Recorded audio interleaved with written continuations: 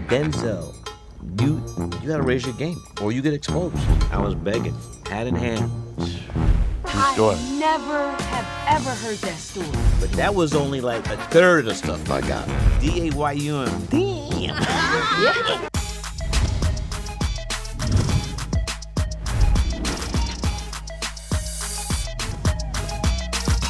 Hey, what's up everyone? I'm Jamela Mustafa on BET Talks, and joining me today is the world-renowned, multi-Academy Award-winning, the most distinctive filmmakers in the world, the one the only producer, actor, writer, father, husband, leader, and HBCU graduate, Mr. Spike Lee. May we play a little game? May I play a little game with you? Let's go. Okay, this or that. You just choose one and then, expand on it if you feel like it. Malcolm X or Inside Man? Malcolm X, I'll never forget that. And I said this recently, my own personal opinion, that Denzel is the greatest living actor today. Now my brother Martin Scorsese is gonna say De Niro. And everybody got, that whole director actor thing, but I've done 5 films with my brother Mo Better, Malcolm X, He Got Game, Inside Man. The latest is coming out, Highest to Lowest. But if you talk to anybody that had the blessing of being on the set, we weren't looking at Denzel Washington. We were looking at Malcolm X. That was Malcolm. Was that your direction? Or was that his natural talent? Denzel studied a year before the camera started rolling. Also, everybody in front of and behind the camera knew what was at stake. So it was this legendary film, and it was trials and tribulations. When we had to blow up with Warner Brothers, they not want the film to be the length it was going to be, and they gave the film to the Bond company, and so therefore, when the Bond company takes over a film, yes, the money's tied. There's so I put a substantial amount of my salary into the film, and everybody in post-production got a registered letter saying your service is no longer needed. Did you get that letter? Yeah, everybody. They're not going to pay for it. They just give it to the Bond company. And so for like a month or so, we up a creek without a paddle. So I did a ton of research before we began to shoot. The autobiography of Malcolm X told Alex Haley was still my favorite book. I read that in high school. First book I ever read. Yeah. I kept hearing self-reliance, self-determination. I kept hearing that. And I said, damn, all right. I said, I got it now. I know some very prominent African Americans and I made a list.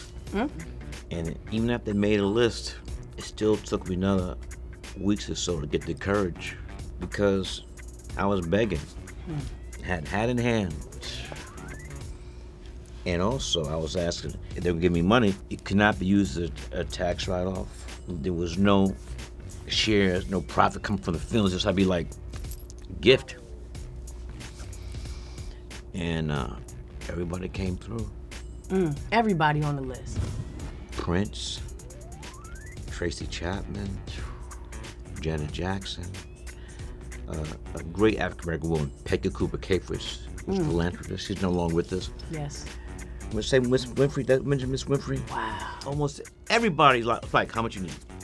Here's the thing though, I had to be very strategic. So the last 2 on the list. Who were the last 2? Irving. Wow. Magic Johnson. Woo-wee. And the last person on the list was born in Fort Greene, Brooklyn. So I know firsthand, doing the commercials with my brother, I know how competitive my Fort Greene brother. Oh, yeah. Michael hates when I say, he hates when I bring up. I said, Negro, you were born there, I was born in Atlanta. I wasn't born in Brooklyn. You born where you were born. Anyway, so I let it slip how much Magic gave. Ooh, you got him. Magic gave what? Oh, I got you. Boom. What? That is strategic. Anyway. So now I had the money, so I was able to hire my crew back. And on Malcolm X's birthday, Yes. we had a press conference at Schaumburg where he announced all these African Americans wrote a check. And the next day, Warner Brothers took the film back from the Bond Company and we made the movie, finished the movie. Wow. True I story. never have ever heard that story. Yeah. We got to talk about, because even within that story, you just share so many highs and lows. And so we have to talk about the brand new film. We're excited. You know, our favorite dynamic duo and a couple more friends, you know, Spike Lee and the Denzel Washington have teamed back up. Can you tell me a little bit about the film and why you chose to embark on this project? The film is called Highest to Lowest, and it's not a remake, but a reinterpretation of the great film High and Low, the great Japanese film High and Low by the great Japanese director Akira Kurosawa. And Denzel hit me up and said, yo, I got this thing, you wanna be a part of it? I said, yeah. I mean, Kurosawa is one of my favorite filmmakers. In fact, the plot for my first film, She's Gotta Have It, is really close to Kurosawa's film Rashomon I saw at NYU Graduate Film School, you know. Ang Leeward Yes. and I were classmates, and Ernest Dickerson, you know, we were all in the same class. Ang, Ernest, and I, we were just trying to make it happen. And in fact, Ernest and I came together the first day of school because he went to Howard. Oh, HU. I went to HU, so we right away it was like Howard, Morehouse Of thing, course. but we put that shit to the side. It's like, and we did it. And Ernest shot all my films at NYU. My thesis film won the Student Academy Award, a film called Joe's Best Side Barbershop. Yes, it won the Student Academy Award. And then we hit it. She's Gonna Have It. School days. Come on. Do the Right Thing. Mo Better than Malcolm X. So here's the thing though, is that Ernest, when he came to the NYU Film School, he was gonna be a director. Yes. But he was such a great cinematographer. Let's talk about some of the cast. Don Lemon, A$AP Rocky, Denzel, of course, Jeffrey Wright, Aubrey Joseph, and the list goes on. Ilfanesh Hedera. Yes, please. It's too many to name. That's why I'm talking to you about it. What is special about this dynamic cast? Everybody did their thing. You know, They did the right thing. Denzel and A$AP. Fire! What? F-I-Y-A. Come on. Does anybody ever notice how A$AP looked like he could be Denzel's son? Yes. We play on that in the film. Yes. Now the acting gonna match. I know that. They know. Denzel, you gotta bring it. And that's in sports too. You got a great, teammate, the captain of the team. You gotta. And with Denzel, you gotta raise your game, Yes. or you get exposed. Expose. Have you seen Denzel expose an actor on set? What is? Nah, he doesn't do that. Okay. He might take somebody behind the building. I think he may take a long walk, but he's not gonna do that on the set. No, he's not doing that. How do you direct him with the relationship, or do you let him do his things? Nah, I mean, he does his thing. Now, there's a note here, note there, I said, Denzel, do you think like this? And he'll think about it, and he'll say, okay, he'll just say no. Then just keep it moving.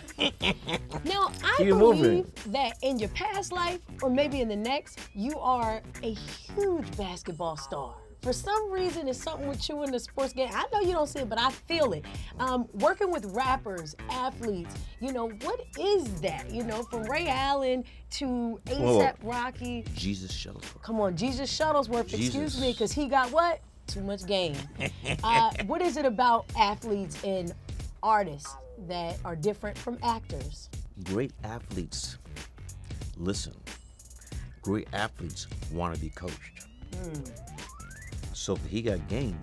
I was just sick and tired of seeing basketball films where you see somebody shoot, then they cut to the ball going through the basket.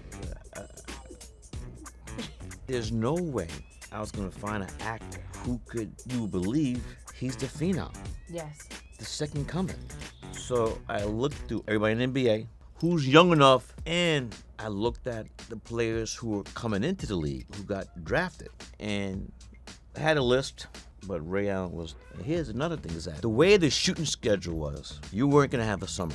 The day we wrapped, Ray Allen had to go to Milwaukee with the Bucks then. The day we wrapped, the next day he was in camp. Training camp. Yes. If you're a professional athlete, when that season's over, your body needs time. Yes. Ray said, nah, I'm doing it. He didn't have a summer. No. He was on the set with rehearsals and shooting. He was on the set this whole summer. A great sacrifice, and most of them guys and cats, they weren't gonna do that. Do you think he knew then, like when you say before? I mean, the name, the film is so big, it's almost synonymous with Jesus Shuttleworth. I can call him Ray or I can call him Jesus, and he knows both. Did you think that he knows? Because in hindsight, he was so young that he knew. I don't think he knew. Okay. But I think it was good. He didn't know. Okay. Why, he would ask for more? No, it's just that he doesn't need to worry about everything, all the, what, just. Yeah. Oh, I've been talking about this story because people bring it up. What is it? So Jake, played by Denzel Washington, and they have a father and son game at the end. Oh yeah, that. In the script, Jesus is supposed to win 11 zip. Yes. In the script, Yes. and people don't know this, but Denzel played JV basketball for them, and PJ Carissimo was his coach. So Denzel thought he was doing something out there, huh? So for Denzel, it's like, I'm gonna get at least one basket. Ray is first on his set, so the script says I'm winning 11-0. That means I'm winning nothing. Zip, go home. Denzel's like, I'm gonna at least one basket. I'm gonna leave it. I'm leaving here with something. What is that? So Denzel starts throwing shit up, and he's just going in. There's a scene in the film where he makes a basket. He runs a 360 circle, just like he hit a home run. He's going home first, second, third, and back. And then, so Ray was like looking at me like, I'm supposed to win. No, here's the thing though. When you're on a film set, you say, when you stop, you say, cut. Right. Ray was saying, time out, time out. It's cut. I said, Ray, call cut. And you weren't calling cut on it. Nah. Look at you enjoying it now. But here's the thing though. That made the movie better. Yes. That Jesus not beat his father. He living zip. But Denzel knew that. But also, yeah, he didn't want to be a donut.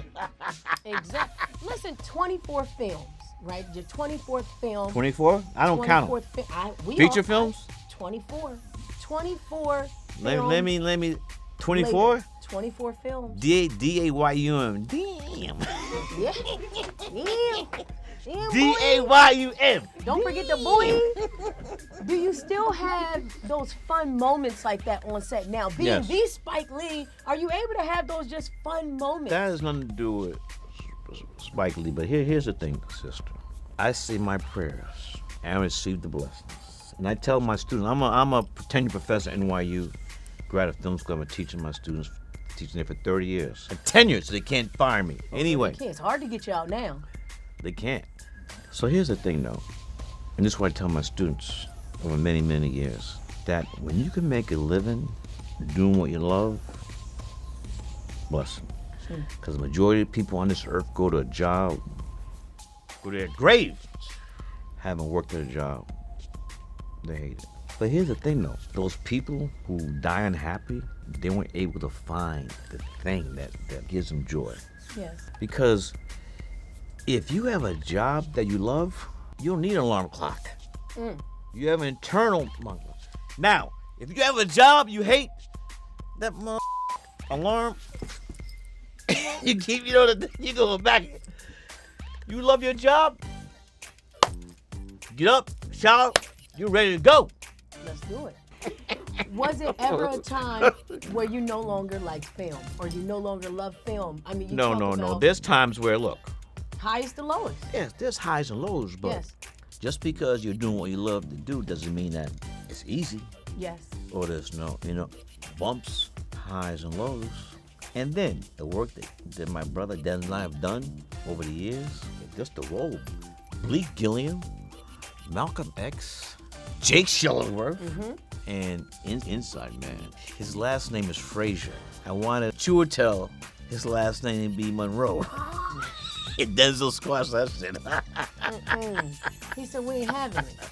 He said, come on, Spike, come on. That's enough of the Knicks stuff. That's enough. That's enough, Spike.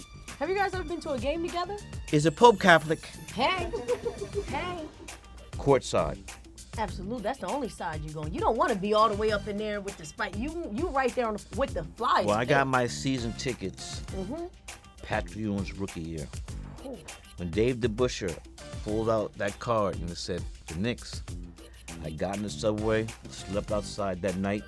I didn't start courtside, but back then each section had a different color. So I was in green, the green section, just working my way down to the court over the years.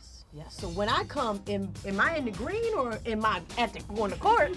Right there with you, getting your water and everything you need. There's a long line. And like you said, There's a long. I'm dedicated and I'm patient. But let's talk about what else. Oh, wait, I'm just to make it clear. No. It's a long line. I will wait my turn, and you never know what could happen. You never know. You never know. You never know. We have to talk about, thank you. What else had a long line? You know, I went about 4 or 5 times to see it. I had my favorite parts. I can believe I saw the script, and we talk about the dynamic Brooklyn Museum exhibit. Spike Lee, you took it over, not only on social media. What was it like, not only for you, but for your family and for all your collaborators? How did you make that happen? I've been a collector. I was a kid, man. If I had some of them baseball cards you used to have, Spider-Man #1, Daredevil. I didn't like DC Comics, but Marvel. One of the American tragedies is American mothers threw their sons' shit out. Look, mothers, they just think it's garbage. You had the Wheaties boxes, you had it all. And also another thing, no one knew that baseball cards were going for millions of dollars and stuff, stuff like. No one knew. So I've always been a collector. So as a film, I was making some money, so I was just, acquiring art. Yes. And then a lot of athletes would give me stuff signed. Here's the thing though, like my office in Fort Greene, people were ringing the bell thinking like it's a museum. I said, nah, you can't come up in here. You can't come up in here. So when I got the offer from the Brooklyn Museum, I said, bet. And how did they know that you had, how did they know? Were they at your house? Were they at the office? Or Nah, they Instagram, stuff like that. But that was only like a third of the stuff I got. So it's even more stuff now. So hopefully, we'll do this year. But there was always the thought that there's gonna be a road show, but none never happened. Would you do it and take it to LA? Yeah, I forgot the thing in LA. And, I'll finance it for you to see. What they say the lottery thing? You never know. You never know. Extending your legacy through your family. Mm-hmm. What does family mean to you? We had your cousin Malcolm D. Lee pull up the other week. What does family mean to you? Family's everything, and my children are grown. My daughter's a great photographer. She's doing her own. My son works for me. When your children are grown, you're like, damn. I was changing diapers. It's like you're looking at your children. They're grown. They're successful, and like. I remember the temper tantrums and just all the other stuff like it. And then it's like grown. This parenthood. Do you still have a strong relationship, which I know the answer to this, with Morehouse and HBCUs? And what do you think the state of HBCUs are in right now in America? My father went to Morehouse. My grandfather went to Morehouse. I'm third generation. My mother and grandma went to Spelman. Mm-hmm. When Dr. King was a senior, my father was a freshman in Morehouse. And Martin Luther King III and I, classmates, class 79. Now that's a flex. That's no joke. I started the journalism program at Morehouse. And, we got this guy, anything black, you look at what's happening in Harvard and Columbia and these other schools where, they have to change the title of their departments. You can't say any sniff of diversity. That word's banned. And this why I chose this hat to wear on this show, because when our ancestors were stolen from Mother Africa, brought here, and this is not the first I'm saying it. We built this mother. Yes. And that's why escapism, which is one of my favorite words, is what you've offered us, and you've been able to allow us to escape into something that feels relatable through 24 films throughout the years, highest to lowest. I gotta go to IMDb. You better go there. That's what they say. We're up to 24. Come on, Jungle Fever, Malcolm X. What? Let me ask you a 26 question. Hours, She Hates Me, yes. Let me ask you a question, my beloved. Malcolm X. That's your favorite? Come on, Jamila Mustafa. My dad chose Nation of Islam when he first, Morgan State University, first to graduate. When you talk about. Yeah, your father was in FOI. He was in the fruit? He was in the NOI, the Nation of Islam. You remember that? Oh, let me He was Malcolm X. He was coming. He was doing it. And then when Can I tell you a story? Please do. That's what we're here for. You want me to talk, I want you to talk. So we're in pre-production with Malcolm X. And I said, I got to go to Chicago. So I called the minister. I said, Brother Minister. He said, how are you, Spike? I said, I'm doing fine. I said, my brother, I want to get in a plane, fly to O'Hare, send one of the fruit to pick me up, and let's have lunch. So I had lunch with Mr. Farrakhan. I said, Mr. Farrakhan, I'm getting ready to do this film, as you know, and I want us to be great. I can't have, FOI. Coming, like, we're in the middle of the shoot, and the FOI is all like, Minister, we can't do that. He says, Spike, understand you're an artist, you have to tell your story. And all I can tell you, do whatever you want about my brother Malcolm, but be very careful about the Honorable Elijah Muhammad. We shook hands. That was it. That was it. And then, at my office, I framed the letter he sent me after he saw the film. He loved it. Okay. He loved it. Spike Lee, one of the greatest minds, one of the most ubiquitous names in TV and film, a creator, a philanthropist, a leader.